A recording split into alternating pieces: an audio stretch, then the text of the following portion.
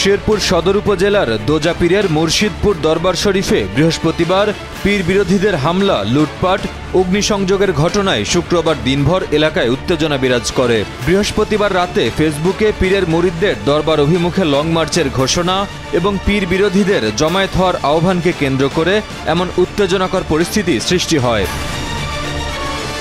দিনভর আইনশৃঙ্খলা বাহিনীকেও সতর্ক অবস্থায় বিভিন্ন পয়েন্টে অবস্থান নিতে দেখা যায়। স্থানীয় কুসুমহাটি বাজার এবং জামতলা এলাকায় দোকানপাটও শুক্রবার বন্ধ থাকে। লছমনপুর এবং আশপাশের এলাকাবাসীর মধ্যে উদ্বেগ, উৎকণ্ঠা লক্ষ্য করা যায়। এদিকে মুর্শিদপুর দরবার শরীফে হামলার পর পীরভক্তরা সেখান থেকে চলে গেলে দরবার ফাঁকা পেয়ে লুটপাট চালায় দুর্বৃত্তরা। বৃহস্পতিবার দিনের বেলায় গরু, ছাগল, ভেড়া, দুম্বা, ইট, টিন, হাড়িপাতিল সহ পুকুরের মাছ, বিভিন্ন ধরনের মালামাল লুট করা হয়।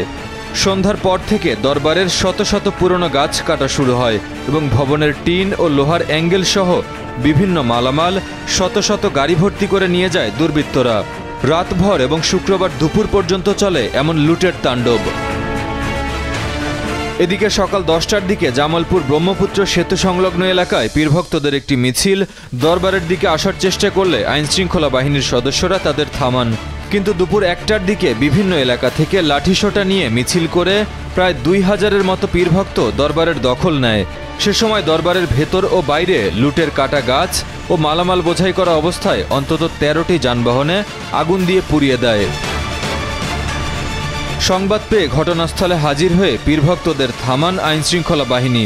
এ সময় দরবারে লুটপাটের অভিযোগে 3 জনকে আটক করে আইনশৃঙ্খলা বাহিনী। পীরভক্তরা প্রায় 3 ঘন্টা দরবারে অবস্থান করে ক্ষয়ক্ষতি ও লুটপাটের ভয়াবহ চিত্র দেখে কান্নায় ভেঙে পড়েন এবং ঘটনার সাথে জড়িতদের শাস্তির দাবি করেন।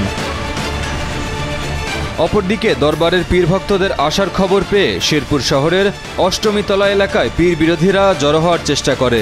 এক পর্যায়ে তারা শেরপুর জামালপুর সড়কের শেরি ব্রিজ এলাকায় কাঠের গুঁড়ি ফেলে সড়ক অবরোধের চেষ্টা করে।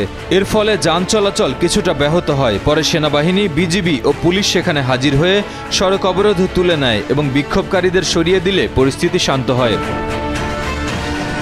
গত 5 আগস্টের রাজনৈতিক পট পরিবর্তনের পর থেকেই শরীয়ত পরিপন্থী কর্মকাণ্ডের অভিযোগে শেরপুর সদরের লছমনপুর এলাকার খাজা মোহাম্মদ বদরুজ্জাহ হায়দার ওরফে দোজাপীরের মুর্শিদপুর দরবার শরীফের কার্যক্রম বন্ধের হুমকি দিয়ে আসছিলেন স্থানীয় কওমিপন্থী মাদ্রাসার শিক্ষক, ছাত্র ও তাদের অনুসারীরা।